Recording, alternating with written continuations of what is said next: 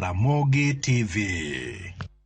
Jatend migawo matudruok lony manyasani yango ni tend Kenya kwanza dhi nyime gi chopo singo mane gichiwo ne oganda jo Kenya ndalo manyombulu ahinya to ne jodak manyanza. Owalo wacho ni sirkal koro osechulo gope mag jopur niang' gino ma osebedo kathiro dongruok mar sekta no. Bendo yango ni bero dho wedhe alwora mar Nam Lolwe dhi nyime kendo en gino mabiro medo jolupo yuto. Nolose kanisa mar Hera mayudre Rabuor e seche mano yuore alam e kar lamono.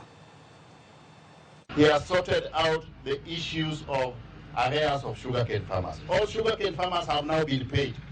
In Chemelil, in Soni, in Zoya, and even Moroni. Any outstanding monies will be sorted out shortly. Apart from that, we have got a tangible development program for this region in the area of fishing. We are going to have fish landing sites around the lake, starting with Usenge, Wichilum, Luanda Kotieno, Asembo Bay, here in Kisumu, Kindu Bay, Homa Bay, all the way down to Meho in Migori. There is one road which will change the entire economy of Nyanza. It's called the Lake Victoria Ring Road. It starts from Busia and goes all the way down to the Kenya-Tanzania border. That road has been designed, Ministry of Transport has approved it, Treasury is now negotiating funding with the World Bank.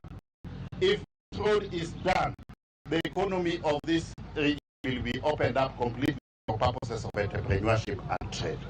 And we are ready and willing to work with all the elected leaders, irrespective of their political parties, those parties which they were elected. We will work with the governor, we will work with the senator, we will work with the MPs, but on one singular agenda of development for the benefit of the people. Mago mag siasa wateri nyake county ma Migori nyakwar